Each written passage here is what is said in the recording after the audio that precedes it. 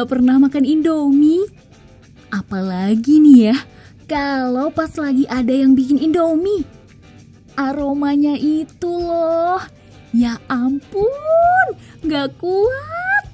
Seiring perkembangan zaman, Indomie telah menjadi salah satu mie kebanggaan Indonesia yang semula hanya bervarian rasa kaldu ayam hingga berinovasi dengan rasa lokal hingga merambah internasional.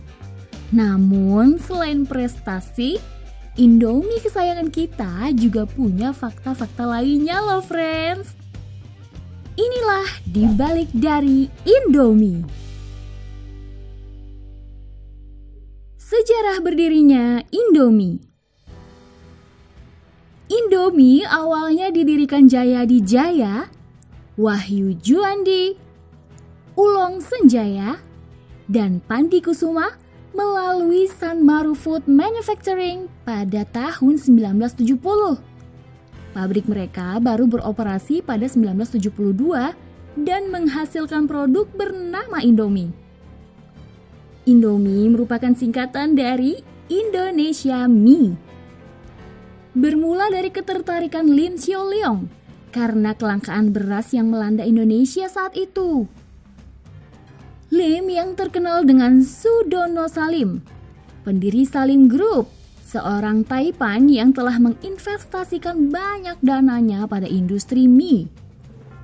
Namun, hanya berselang beberapa tahun setelah Lim Sio Leong memutuskan terjun ke industri mie instan, krisis beras ternyata mulai mereda. Padahal, Lim sudah memproduksi sari mie dalam jumlah besar. Lim lantas mulai mendekati Jayadi Jaya agar Indomie mau bermitra dengannya. Kendati awalnya enggan, Jayadi merasa tak punya banyak pilihan dan akhirnya bersedia bekerja sama. Indomie menjadi mie instan terenak di dunia. Wah, Indonesia patut berbangga nih friends. Karena menurut LA Times Instant Ramen Power Rankings yang dibuat oleh media Los Angeles Times menempatkan Indomie mie goreng barbecue chicken dan Indomie mie goreng original pada urutan nomor 1 dan nomor 10 dari total 31 mie instan terenak. Merek paling banyak dibeli di dunia. Pada tahun 2016, Indomie pernah masuk jajaran 10 merek paling banyak dibeli di seluruh dunia berdasarkan riset perusahaan kantor World Panel bertajuk Brand Footprint. Bungkusnya menjadi penyumbang sampah yang besar. Sebuah foto bungkus plastik mie instan Indomie menjadi viral setelah diunggah ke sosial media pada 2019 lalu. Diperkirakan kemasan itu telah berusia 19 tahun, friends. Tulisan Dirgahayu 55 tahun Indonesiaku masih dapat dibaca di kemasan plastik lusuh yang masih utuh tersebut. Bisa dibayangin dong berapa banyak bungkus Indomie yang menjadi polusi. Kasus pencekalan di beberapa negara. Pihak berwenang Taiwan pada tanggal 7 Oktober 2010 mengumumkan bahwa Indomie yang dijual di negeri mereka mengandung 2 bahan pengawet yang terlarang, yaitu natrium benzot dan metil p-hidroksibenzot.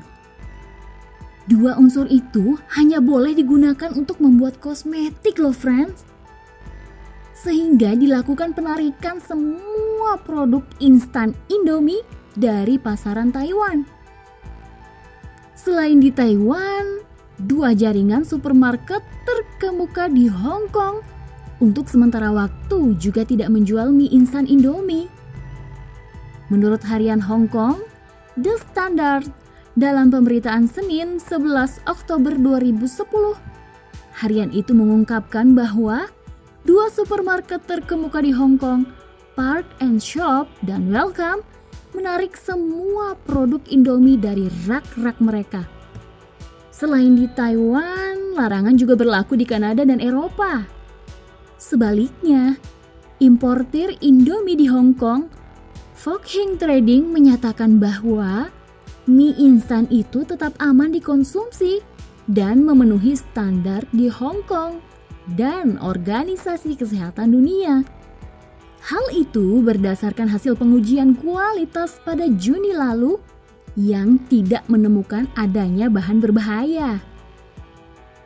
Menurut Indofood, produk Indomie dengan kandungan metil p-hidroksibenzot bukan untuk dipasarkan di Taiwan.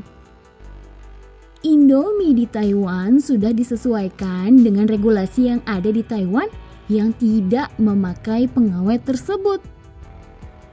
Mie instan yang dianggap berbahaya di Taiwan itu sebenarnya ditujukan untuk pasar Indonesia, bukan pasar Taiwan. Eits, jangan khawatir dulu, friends.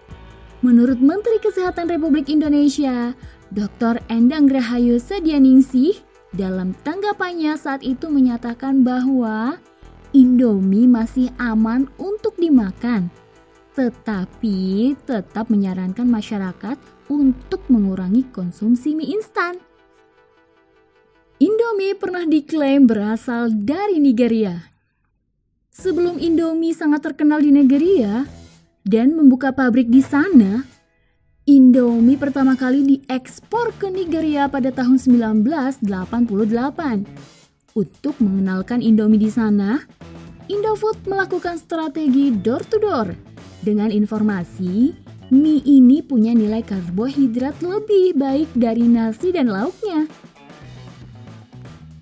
Bukan hanya itu, mereka juga punya tagline Indomie yang unik, yakni "No mama be like you, no noodles like Indomie", yang artinya tiada ibu sepertimu, tiada mie seperti Indomie.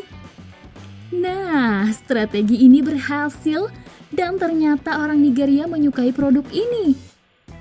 Pada 1995, pabrik produksi Indomie pertama dibuka di Nigeria, di bawah naungan Duffield Prima Foods.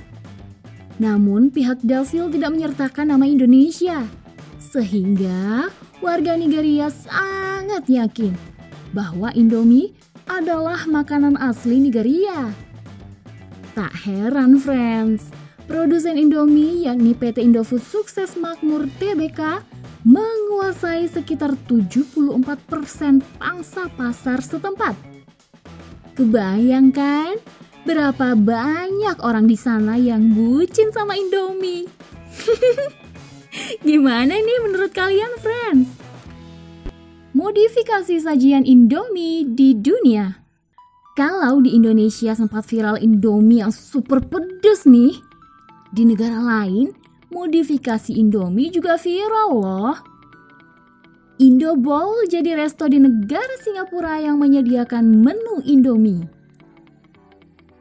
Indomie diolah sedemikian rupa menjadi hidangan yang lebih menarik ala-ala restoran mewah dan dipadukan dengan berbagai topping dan bumbu tambahan.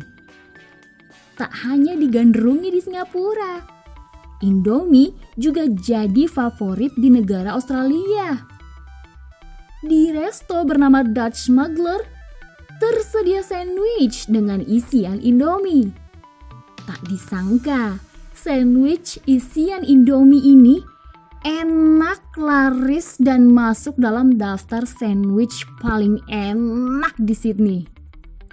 Belum lagi olahan viral donat Indomie. Kalian sudah pernah coba belum, friends? Di balik kelezatan beragam varian mie instan yang dianggap sebagai penolong kaum mahasiswa di tanggal tua itu, pastinya ada sosok yang meraciknya.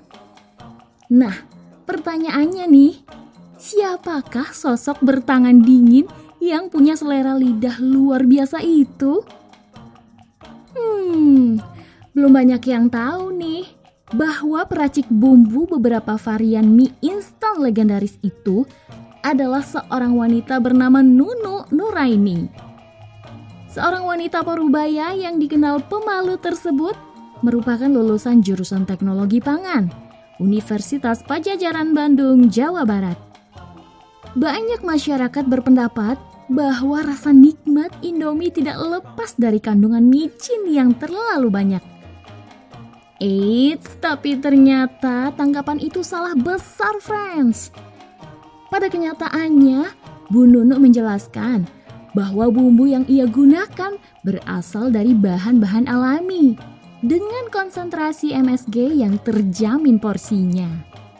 Nah, akhirnya sekarang pada tahu kan? Berkat tangan dinginnya, ia mampu membuat banyak orang jatuh cinta terhadap rasa Indomie. Banyak warganet yang memuji dan mereka menilai amal jariah dan kontribusi Bu Nunu buat kaum mahasiswa tiada terkira. Bener nggak nih, friends? Oke, friends, itulah fakta di balik dari Indomie yang bisa buat kita kagum hingga tergelitik dengan efek samping kecintaan Indomie. Tapi ingat ya, friends, walaupun kalian suka dengan mie instan, namun konsumsi yang berlebihan tetap tidak dianjurkan ya.